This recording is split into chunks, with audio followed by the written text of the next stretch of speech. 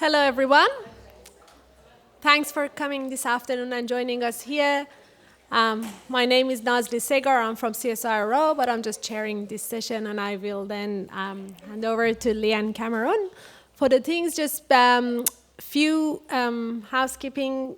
Exit doors are on the left in case of emergency, and the bathrooms are at the end of the corridor after the reception on the left.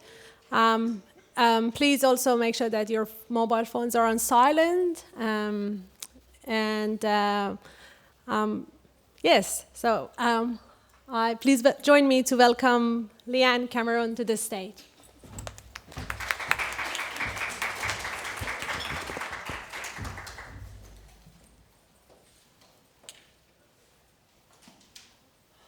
That's excellent. Hi everyone, my name is Leanne Cameron and I'm a senior lecturer in technologies at James Cook University. I am not in the IT department though, I'm in the School of Education, and my job is to educate the teachers of tomorrow in how to teach technology in schools. And we use technology quite broadly, so we have the hands-on stuff and also the digital technologies, so design and technologies and digital technologies. In this session, I'm not sure how many of you know, I know we've got quite a few fans in the audience already, but this group that we've put together here, it's probably the most influential group for digital technologies in Australia at this time.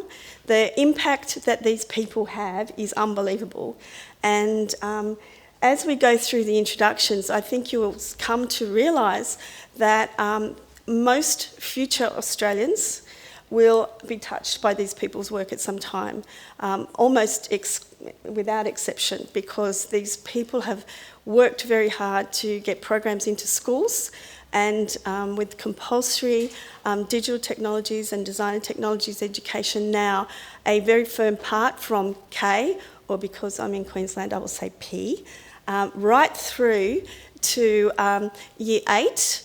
These people have influence on all of those, and they've got compulsory education. So I'm really, really thrilled to have this group here. So I will introduce them to you, and they'll tell you a little bit about themselves and why they're actually here. So the first one is Toni Falusi. So Toni, would you like to tell people the sorts of things you do? Certainly. I live in the ACT. I'm the president of INTIACT, which is the IT association, or Association for Computer Science and Digital Technologies Teachers. I'm also on the CSER Computer Science Education Research Project, which Rebecca will talk a little bit more about, but also involved in a project called the Curious Minds STEM Camp, which is through the Australian Science Innovation and Maths Trust, and we run a camp for girls, a STEM-based camp for girls, and a mentoring program or a coaching program for those girls. And the next one along is Julie King from ACARA. So I'm the curriculum specialist for the Australian Curriculum Assessment and Reporting Authority. I was coordinating the development of the Australian Curriculum for Technologies.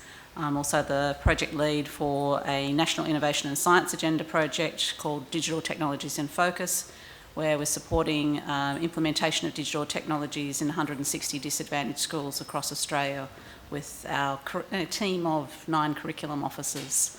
I'm on the reference group for the National Innovation and Science Agenda and also for the Girls in STEM Toolkit. Yes, so it was under Julie's guidance that this new Brave New Technologies curriculum came to be. So it's the first time that Australia has had anything quite like this, and the eyes of the world are on us. Very few other countries have things like compulsory coding from year 3, and so the whole idea of this technology curriculum that I find so exciting though is not just a focus on coding, it's not just coding, it's not just robotics, it's this really beautifully fleshed out, putting things in context. So I'm really looking forward to having these students that are going to access this right throughout their school year, getting to us in the universities. Okay, the next one online is Janine. Yes, hi. Would you like to introduce yourself? Hi everyone, welcome. I'm Brisbane based, so it's nice to be home this week for a conference rather than travelling somewhere. And so I run the Tech Girls are Superheroes program, you may have heard of it. So I set up the Tech Girls Movement Foundation as a not-for-profit 6 years ago, mostly out of frustration of seeing very few young women come through the IT degree that I was teaching at university at the time. Industry's coming saying we need to hire graduates. Well, they're not even getting through first year, so where are we going to find them? The solution really is to go back to schools at a grassroots level and to inspire girls, but also champion girls to build skills, which hopefully builds confidence, which hopefully builds a little bit of courage so that they're confident to participate in this digital world that we're in. And I'm a Tech Girl superhero. Thank you, Janine. Okay, and the last one on the end there is Rebecca Vivian from the University of Adelaide.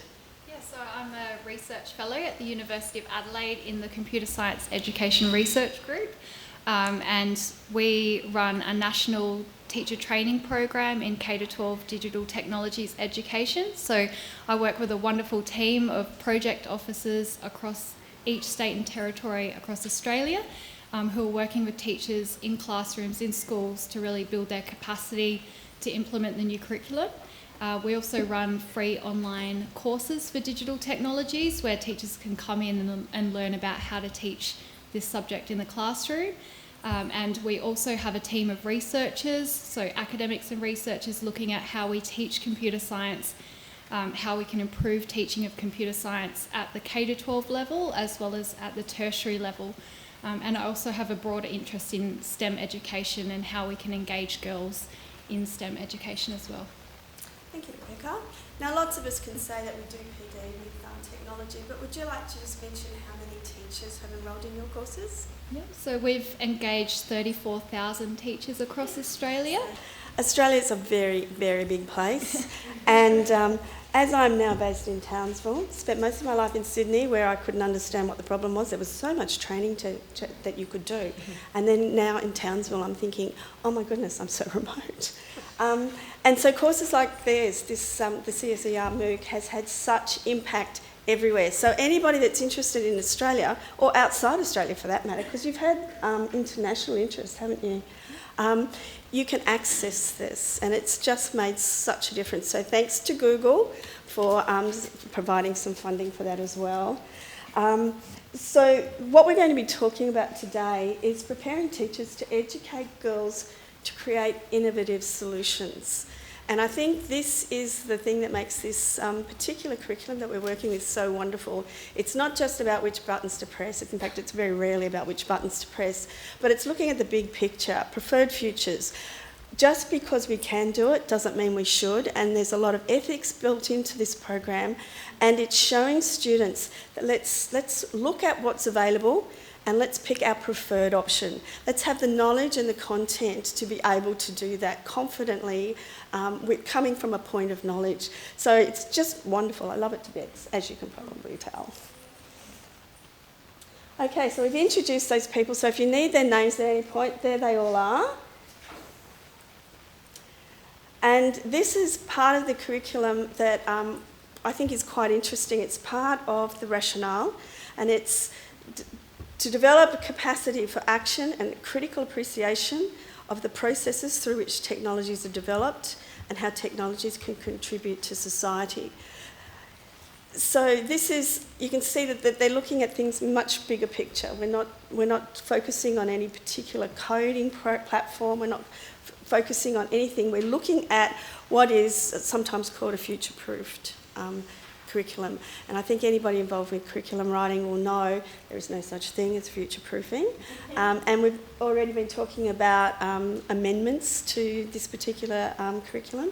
But I'd just like for those people in the audience who are teachers to just put their hand up. Okay. All right, so because we have so few teachers in the room, what we might do is just provide you with a little bit of background about the curriculum itself, just so you know where we're sort of starting from. So, Julie, would you mind just filling in a few blanks for people?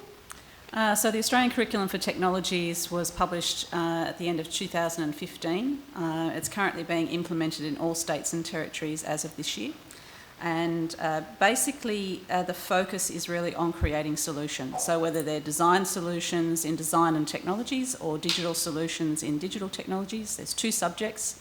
And so the expectation is from foundation, 5-year-olds, through to year 8, roughly 13, 14-year-olds, that all students will have the opportunity to create solutions using technologies.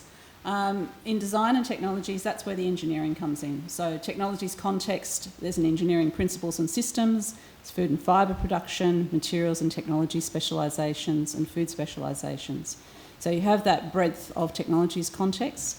And then also in digital technologies, the structure is being based on key concepts. So there's 10 key concepts, and as Leanne said, we've tried to develop a curriculum that is, or has been, based on these concepts so it doesn't date quickly. It doesn't have specific software and hardware specified in it.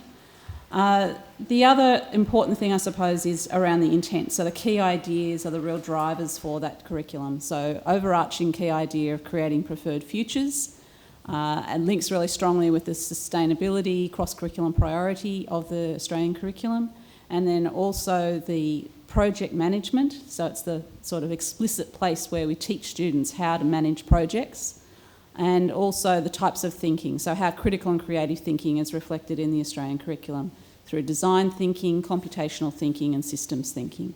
So when we're out doing workshops, as I will be tomorrow to a cohort in Brisbane, we'll be focusing on those types of thinking so that people understand the basis of the curriculum so that they have a better foundation in which to be able to teach from and to plan the units of work. Thanks, Julie. And I think the thing that is underlying this, which we mentioned once, but just to remind you that this is a compulsory curriculum. That is, nobody escapes. This is not something people choose to do. We are training the entire population of Australians' children in this way of thinking. So when they finish, they will have, ideally, critical thinking, systems thinking, computational thinking, design thinking, no surprises there. They'll be used to working on projects, hopefully self-managing on projects. So this is before they even hit high school. So then they'll be going through and building on that. So this is quite an innovative program, and we're really looking forward to see where it goes and how it develops. Okay, so I'd like to ask the panel a couple of questions. So firstly, what's currently being done to ensure our girls are adequately prepared for their active participation in a technological future? So I might start this time down with Rebecca.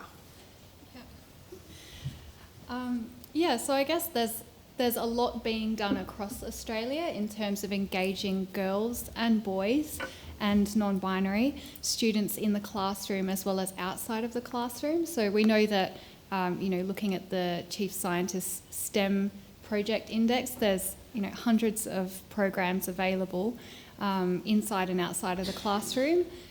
We've got the curriculum, the Australian curriculum, that ensures that students are engaging in the early years, so from foundation, the very first year of school. They're engaging in digital technologies learning, and that's a critical part of the solution, in that we're engaging girls early and building their understanding so that they're not dropping out or losing interest early. I don't know, there's so many projects. I think some of us will highlight them as we go along, but in particular engaging girls, you've got areas that are looking at role models. So you've got the Careers in STEM by Refraction Media. They're doing wonderful work in terms of highlighting and showcasing amazing role models across Australia and New Zealand and now the US. But they really pay attention to making sure that you've got 50% representation of people working in these fields. And these become fantastic resources for teachers. We really try and highlight them early in our MOOCs in terms of showing teachers, what kind of role models are working in this field to break the stereotype, as well as to show them what kind of careers are available in digital technologies, and sort of highlighting, how they can engage with these materials and bring them into their classrooms.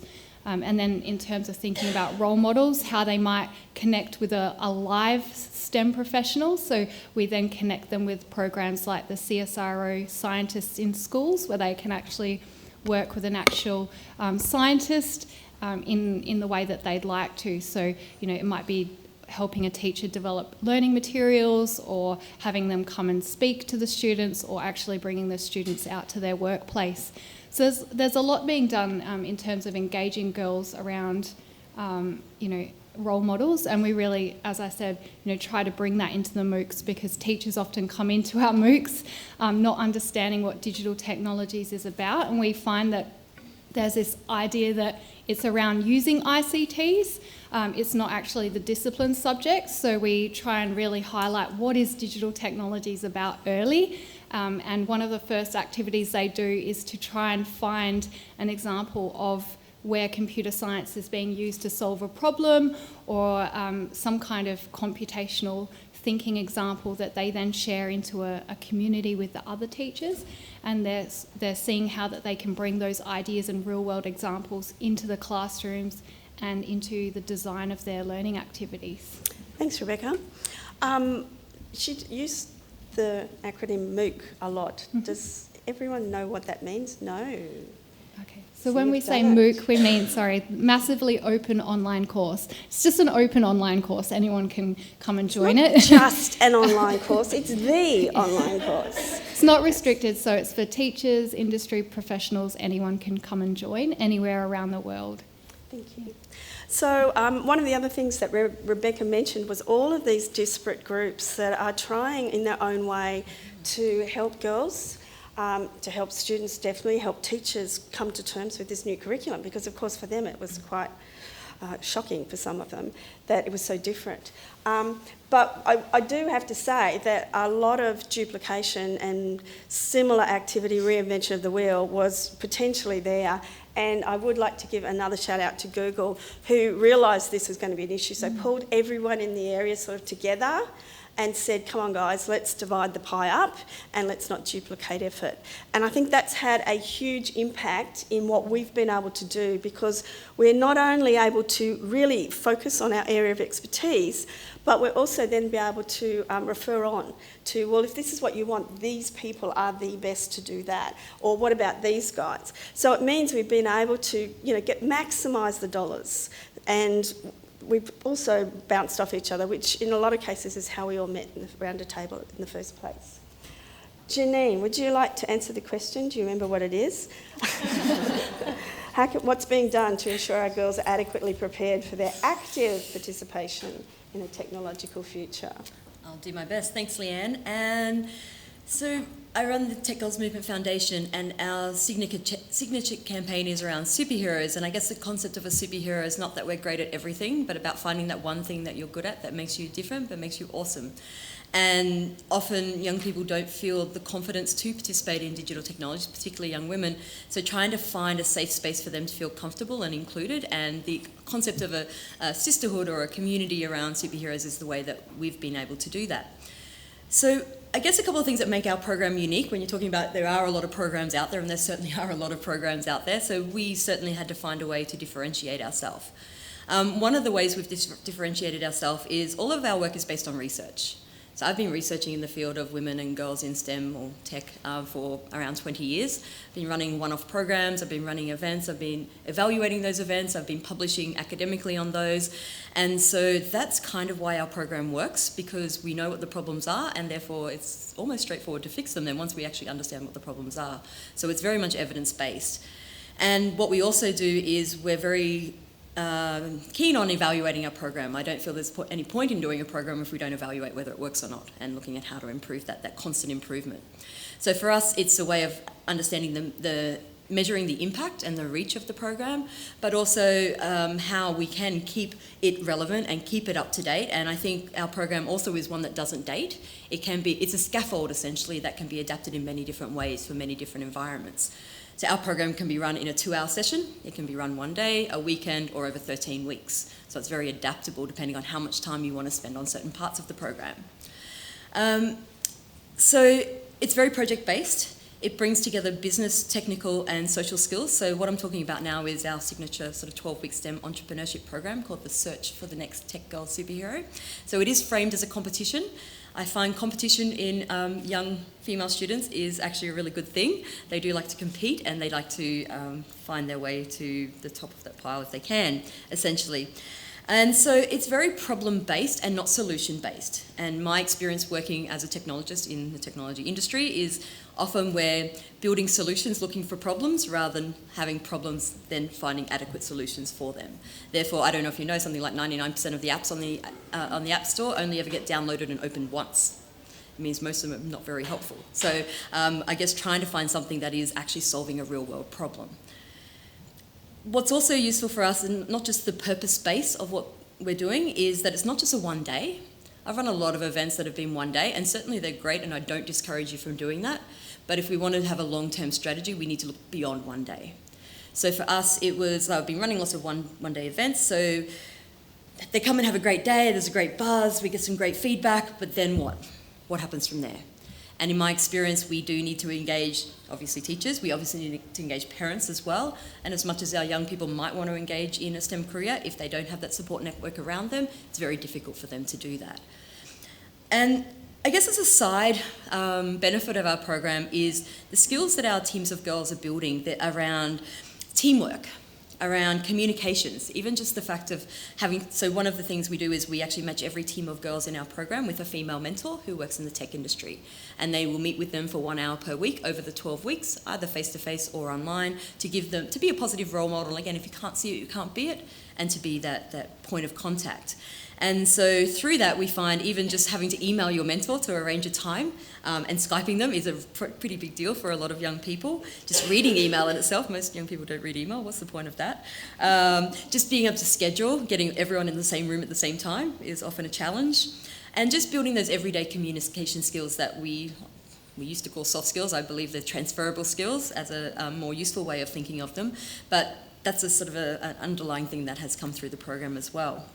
And what we're trying to do is to build a body of knowledge. So not just having this one-off, it's a program we run at the same time every year, 6 years now we've been running it.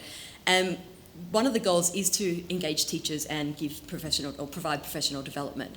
So not only do they coach a team in the program, we also teach the teachers essentially, and they can then take those skills and use them in any other subject that they teach.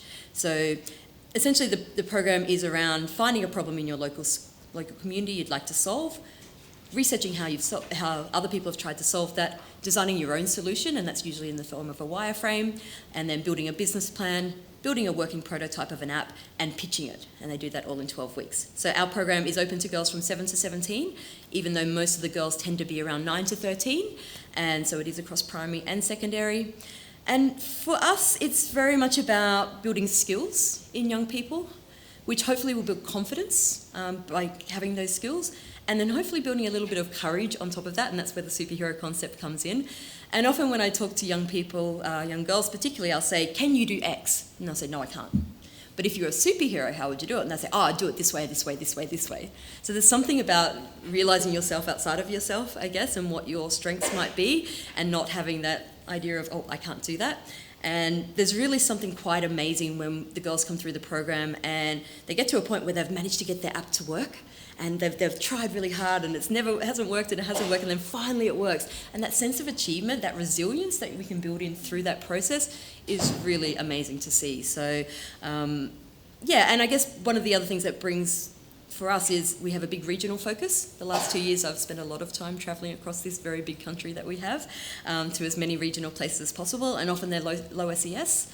So trying to show young people in those places that there is a bigger world out there and they don't have to stay where they started, and that other people can do it as well.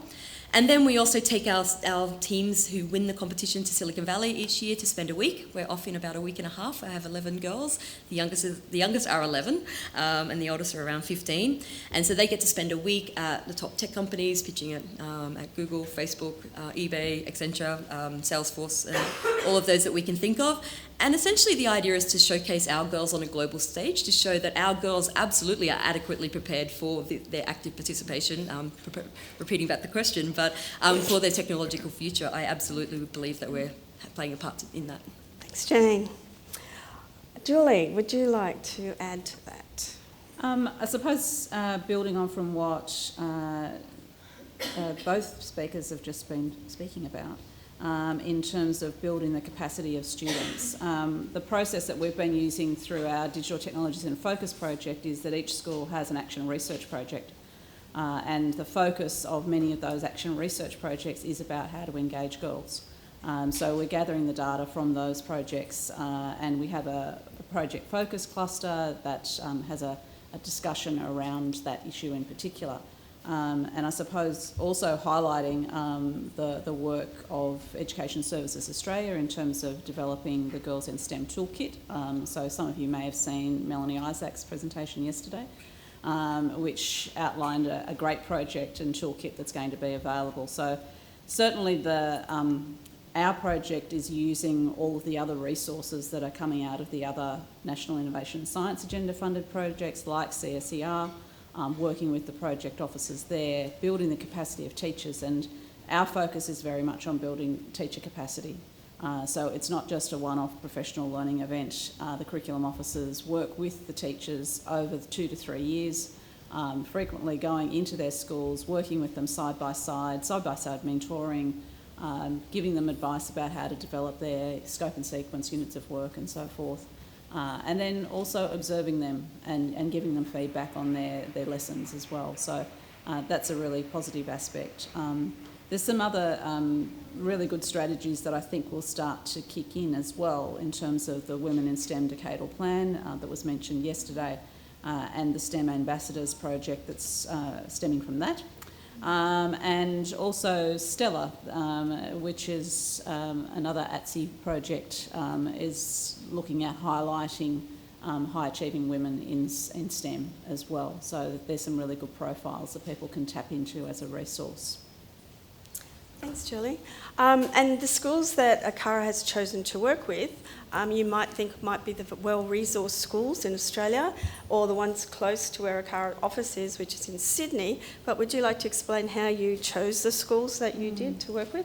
So the project methodology was looking at schools in ICSEA below 1,000. Most of them are below 900, so that means that they're very low SES schools. We approached the states and territories, and with a list of schools, they suggested some modifications, saying that some schools might have difficulty working with that group of schools because they've had a high turnover of principals or staff or so forth. But that's characteristic of most of our schools. So basically it's taken 320 invitations to get our 160 schools. We've managed to maintain most of those. We've got about 154 schools operating in the project at the moment, and we've also picked up lots of partner schools as well, so neighbouring schools. So we have schools on Groot Island in Northern Territory, Maningrida. We have schools at the top of Queensland in Bumagah on Cape York. We have Doomadgee. We've got schools over in the west, Kalgoorlie. We have about 30% metro and 70% rural and remote. And I just spent most of last week in Tasmania with the West Coast schools. So almost got snowed in. So the joys of our DTO Yes, so project. those who are not Australians in the room, winter in Tasmania, she deserves a medal just for that. Okay, so low SES, for those people who are not in the industry, means they're the poorest schools. So the schools whose community, taxation-wise, are really, really struggling. So that's their target group. Thanks, Julie. Tony, do you want to... How can I add to all of that? Other than to say the project that I'm involved in with the Curious Minds, the thing that comes out of that with the girls is that, so they are matched with a STEM professional for a 6-month period of time where they work on a project of their choice. And the biggest thing that comes out of that is the girls will say, I didn't understand that a STEM career could look so different from what they were expecting it to be, and such a wide variety of careers. And so it's just, I think what we're doing, we're on the right track, and I think it's such an exciting time to be in this area now. But I think just still getting the students to see the wide variety of what a STEM career looks like is such an important part, and making sure that we are building on everything that we're already doing in education, but engaging with industry as well to bring that into schools. Thanks, Tony. So for those of you in a STEM career, do you want to just put your hands up in industry? Did any of you make that choice because of something a teacher did or said to you in your career, or was it a family decision? Who had some teacher influence them in some way? Oh, that's awkward. Positive or negatively, I guess. I grew up in a small country town and I was laughed at when I told I wanted to do science. Laughed at by your teachers? What are you going to do here? Are you going to inseminate cows? There's no other, what other science jobs are there? So it was kind of, that made me look more, obviously, not to inseminate cows, but to Oh, that's a visual I'll take with me. Okay, so the jobs of these guys is to make sure that each teacher that is teaching these technology subjects and STEM generally are enthusiastic, really keen, know their content really, really well, and happy to tell you all about it. And so hopefully that will instill these students with a passion for the subject as well, so that as they move through high school, they will start making choices towards those subjects rather than actively working away, which is the current situation. So we've got students now that have been surveyed in year 3 that already have decided that science, technology, maths and engineering is not for them.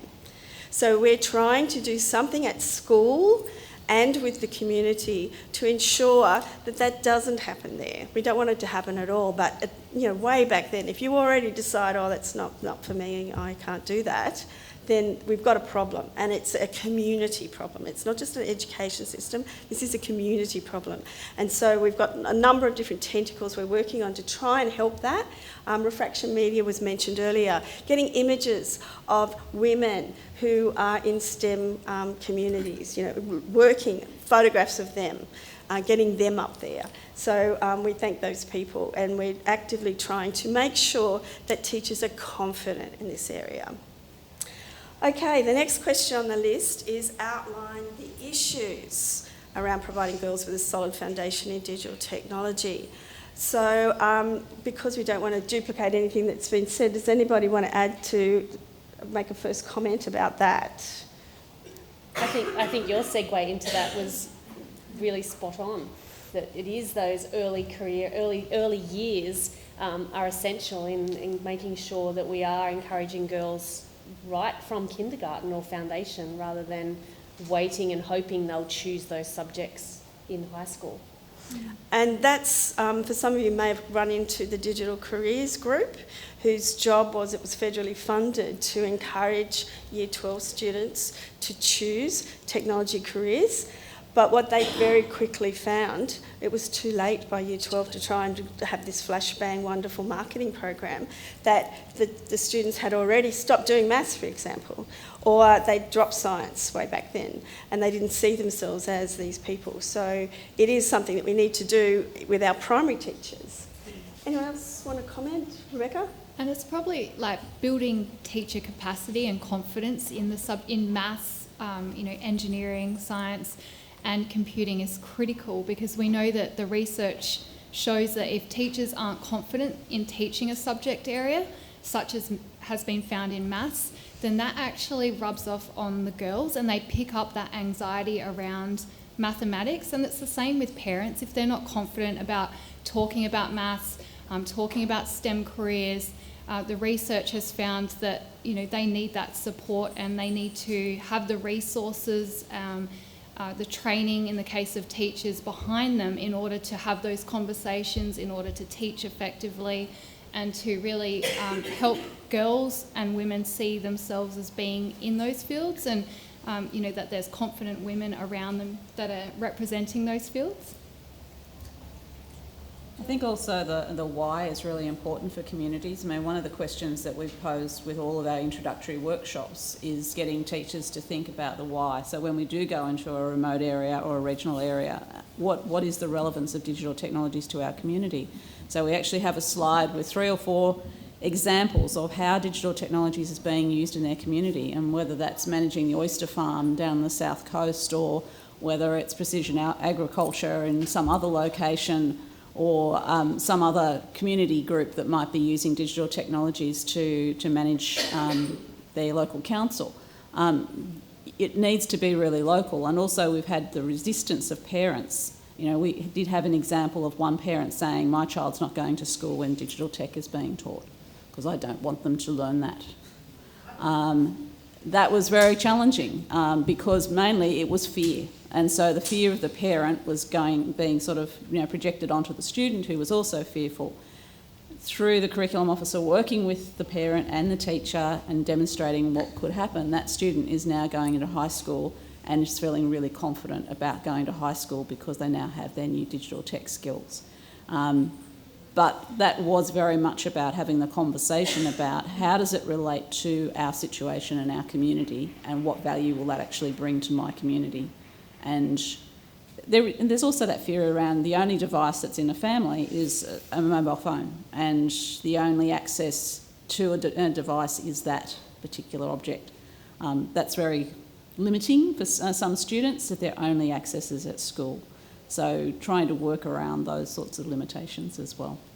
Thanks, Julie. Can I jump in? Yeah, I'd like to add to that, Julie, that it's not so much, it's certainly resistance from parents, but in my experience, resistance from principals as well. And I think there's that fear in my experience. And one particular example is one of our teams who came through, they were public school.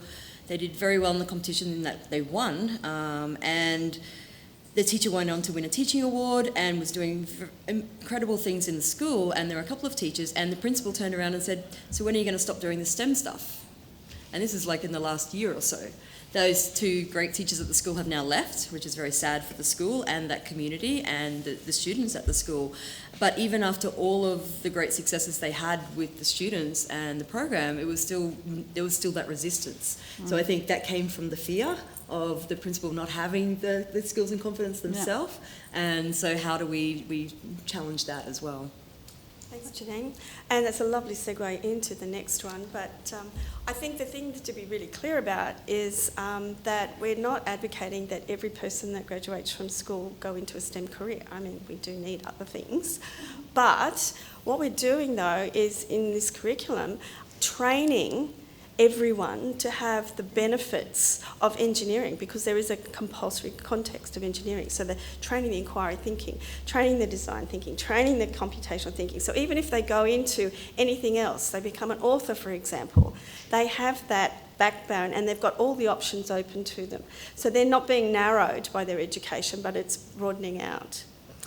So the next part of the question is talking about the current challenges within the education system. So who wants the first crack at that one?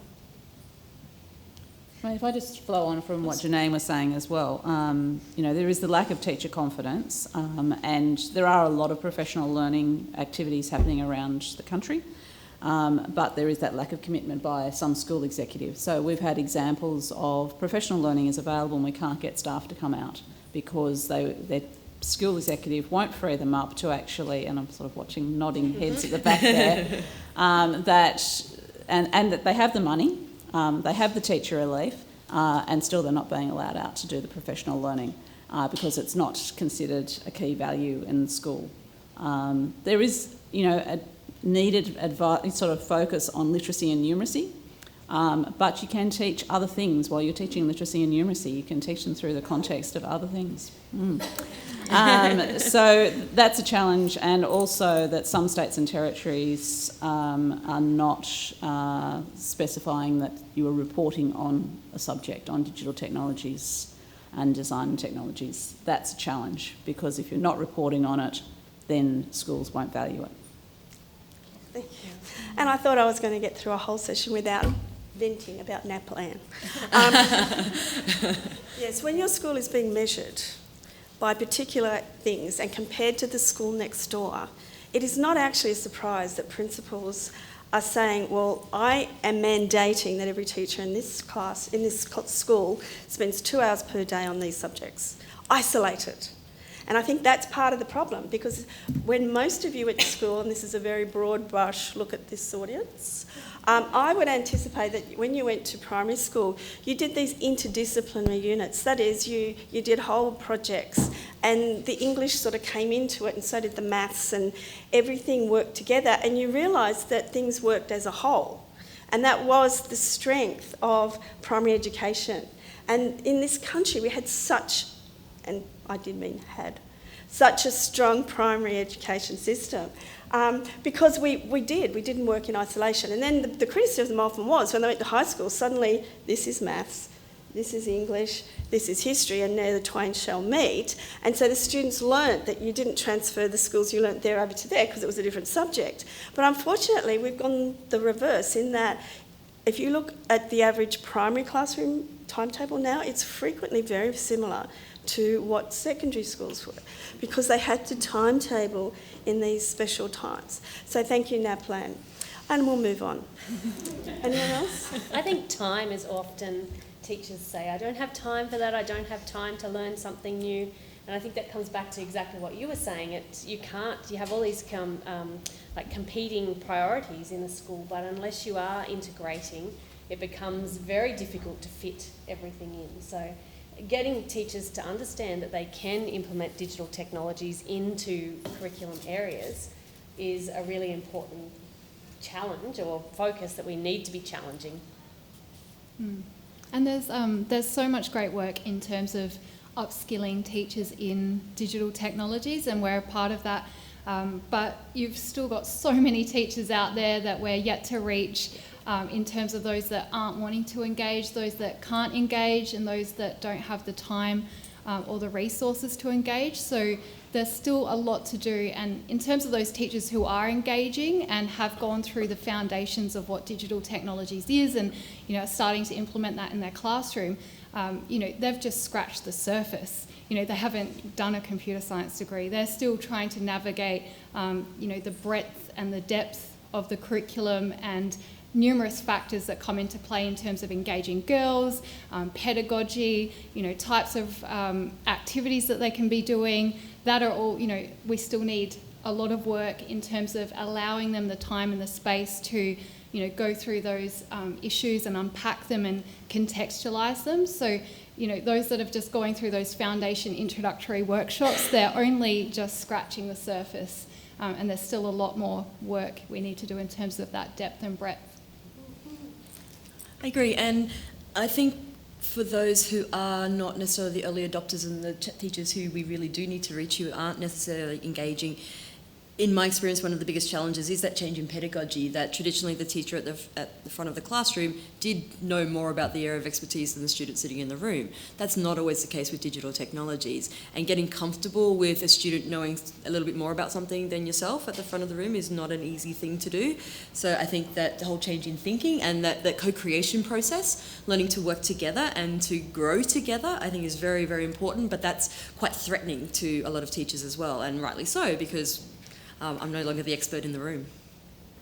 Thanks, Janine. And we were talking about these teachers who attend some of these courses, and they spent hours and hours making sure they get the technology right at home before they bring it into the classroom, because they don't want to mess it up and they're really not confident at all. But in effect, what we have to tell those teachers is, what sort of message are you sending? It's not okay to fail. It's not okay to give it a go, even if you don't know it perfectly. So we've got to sort of get around this mindset. And unfortunately, lots of teachers are very used to being the most knowledgeable person in the room. And you just can't be that person anymore. Like, with the amount of knowledge out there, no teacher can know it all anymore. And if you did, the kids go home that night while you're marking, preparing dinner for your class, for your family, and doing all sorts of things for your class, and they spend like 5, 6, 8, 10 hours at night Googling on the subject, and so they're experts, like as if they've done a PhD on it the next morning. So even if you were just for a minute really smart, it's just the way it is. And, a lot of people didn't go into teaching for that. They didn't go in to be mentors. They didn't go in to be coaches. They went in because they liked this performance space that you get at the front of the class. And it's quite a mind shift for a lot of teachers. And as new teachers are coming on too, it's not changing, which is pretty creepy, because it means that we've got to get that mindset, right down. A lot of my students are actually really bad with technology. There is this mindset in the big wide world that all young people just get it. Well, I can tell you they just don't get it. They're good with Instagram. Most of them could do anything with Instagram, but that's sort of a lot of them, that's the limit to their expertise. So what we've got to look at now is making sure that these guys that we assumed had the basics pick it up and just prepare themselves to have a go. Okay, and the last one on the page, are we preparing our students, our girls in particular, for a digital career? Everyone's looking away. Rebecca, you want to start this one? I think that in order to really, keep the momentum going in Australia, we need to be working together to collaborate, to streamline our efforts, to share what's working. Personally, I'd love to see more research into this, and where research institutions are partnering with teachers in the classroom, so that behind the anecdotal stories that are emerging, we're able to have some of that evidence-based practice. I think rather than duplicating, just having more conversations and trying to connect organisations and groups, and it's things like the Google's Partner Summit, which is brilliant because it all brings us back annually into the same space every year, where we're able to reconnect, form new strategies for the following year. We're able to find out updates about programs so that we are able to, navigate teachers and girls into various programs. But yeah, I think that collaboration and all that is going to be essential. I don't know if we're not completely there yet, but we're working very hard towards it as a community. Sure. There is this assumption that digital natives, so those young people who've grown up with technology, are digitally literate. And I think this is a huge fallacy. And there was a report completed by Deloitte a couple of years ago that reported 60% of Year 6 and Year 10 students are barely digitally literate. Now, this is an issue way beyond STEM and what we're doing here. I think it's part of it, of course, but if we think of young people not able to work in a Word document or create an Excel spreadsheet, to do a basic budget, and I talk to young people who say, I learned how to use Excel at 19. My goodness, that's way too late. How are we leaving it that far? So we have this assumption that use is actually translated with proper use, and I think we've got a long way to go there. So I think, as Rebecca says, collaboration is absolutely key, and all of us here work together where we can, and building those networks. And I agree with the research as well. I think the evidence base is absolutely necessary so that we can capture these stories. Jackie here is one of our fabulous teachers in our program who presented yesterday, and I think capturing that from a research perspective so that we have this evidence base that we can all build upon and add to that body of knowledge that we can all use. Thanks. Julie, I'm just going to put you on the spot here a bit. The results from there's a test that is done like NAPLAN for ICT, but much more selective. The results of that over time, what are you finding? That's what I just wrote down. Well, there you go. Are we on the same page or what? So the National Assessment Plan for ICT Literacy is presented every 3 years. So we do a sample of 10,000 students across all states and territories, across all jurisdictions, and socioeconomic groups. It's been running since 2005. And it has been, the assessment framework has been modified to reflect its alignment with the Australian curriculum. But basically since 2011, the Year 6 has been flatlining and the Year 10 has been going backwards. So our students are actually getting worse at this over time. So part of the reason we think that is happening is because there is an assumption that students know how to do stuff. They can swipe, they can find stuff, but there's not that explicit expectation around the structure of a Word document, and that's what this test is about. It is really looking at literacy, ICT literacy skills, so it's how you communicate, how you collaborate, how you investigate and so forth. So it's not picking up on things like computational thinking, because that's not what it's testing. but it is testing those ICT literacy skills. And universities also say that, you know, the students that are coming to them, they don't know how to format documents, they don't know how to prepare spreadsheets, they don't know how to create databases.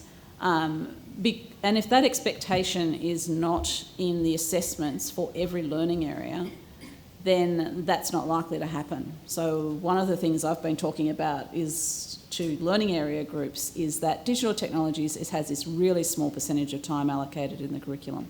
There's no way, if you were only targeting that, if that's all you teach students, they are not going to be ICT literate at the end of that formal education.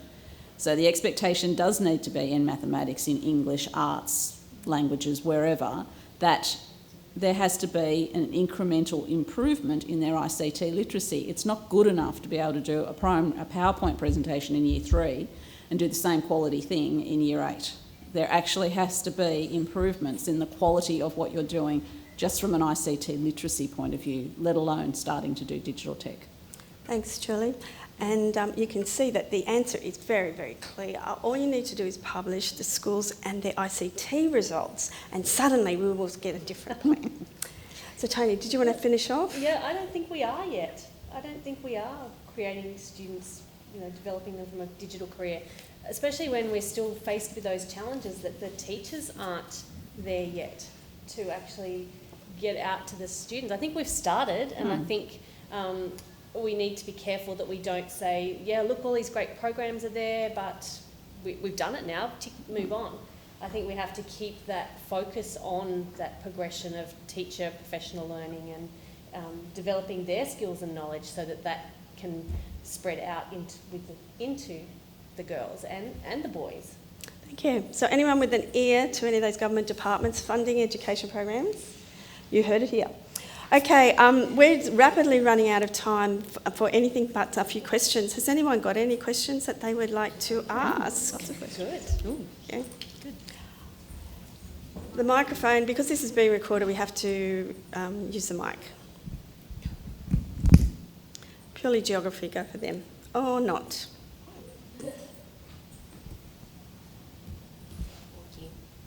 You mentioned that children by the age of 7 or 8 have already decided on what career they're going to take, and they've already dismissed quite a few, especially STEM being, our girls have dismissed STEM. Does that mean we need to be focusing more on the early years framework and getting those digital technologies into childcare and getting the government to put a bit more focus on those early years child education programs? Yeah. It's interesting you should mention that, because I train the little guys as well, the ones that are teaching those, and the early years framework, so you must know a little bit about this. I have children. There you go. Devices are often banned in early childhood centres, which is really interesting because while the parent is waiting for the child, they're doing this, and then they're saying, "Oh no, it's bad for you."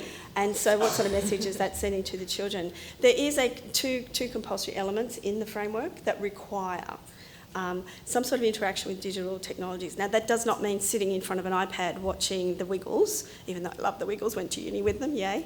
But the proper effective use is what should be taught and modelled. So that's the issue we've got there. Did anyone want to add anything? There is a National Innovation and Science Agenda funded project with the University of Canberra, so the Early Learning STEM Australia, so the ELSA project. So they've been developing apps for students, and they have a process which gets the student to engage with the STEM concept, then to use the app, and then to apply it. So there's sort of an exploring kind of approach. So that's a really lovely resource that's been developed and trialled with a number of different early childhood centres. And the first word of all of them is play and explore. Yeah. And little scientists. Little scientists is great, yes.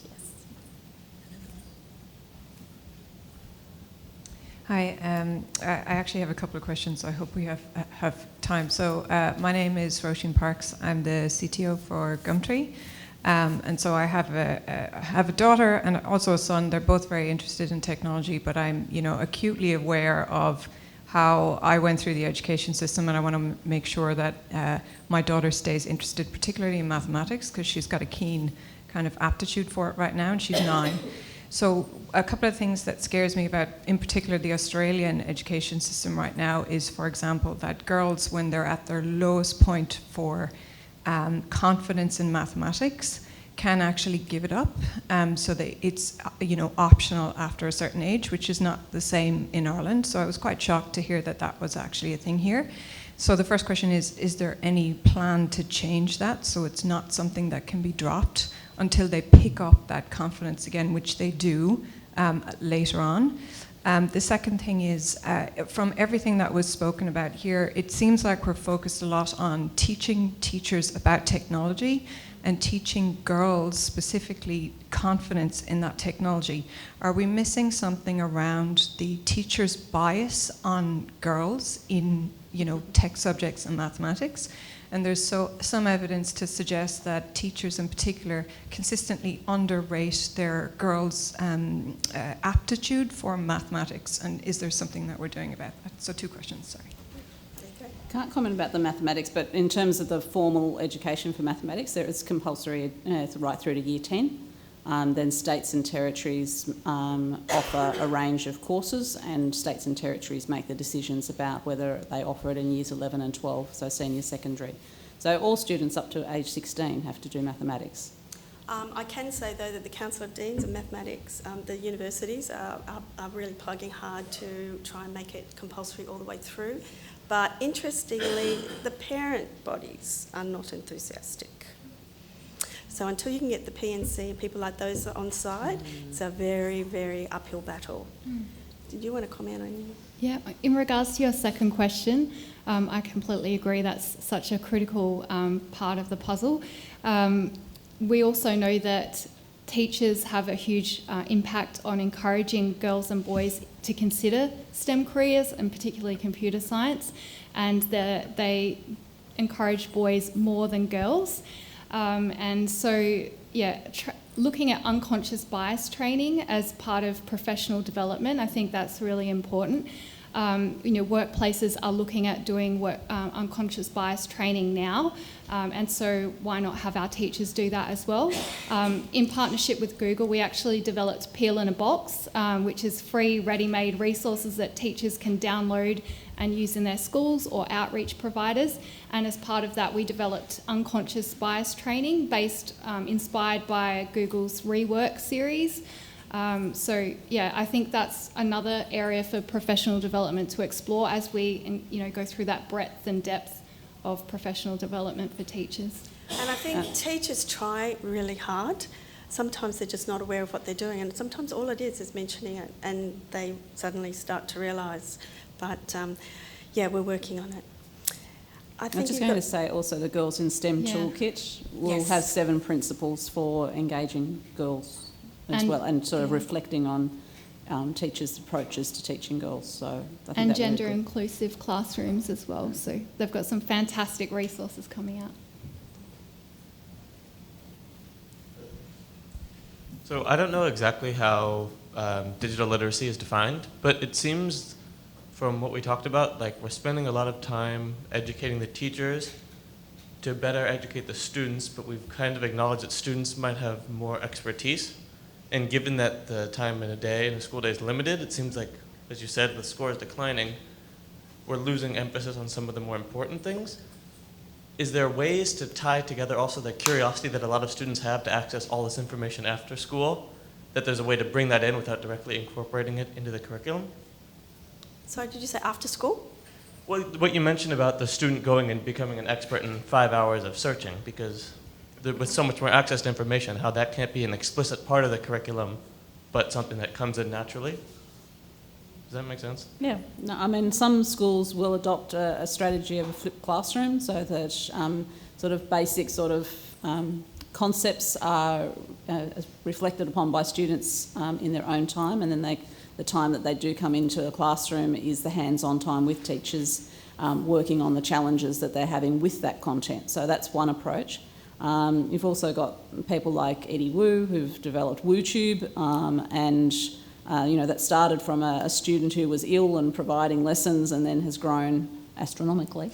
So that type of thing is also really helpful. Certainly in terms of the curriculum officers that I'm working with, some of them are working with teachers and certainly doing webinars after school with teachers, but equally I suppose we could be looking at having those sorts of sessions for students as well. And I think the pedagogy that we use, which is project-based learning, we're required and it's specified, really means that it's just-in-time learning all the way along, ideally. So one would hope that if that student then came into class with all that new knowledge, that he would just start from that point, or she, and move through and then share with the rest. And that's what projects, about self-manage. The idea is that they do go and get that information and then come back to school and start from that point. And I've noticed we've just run out of time.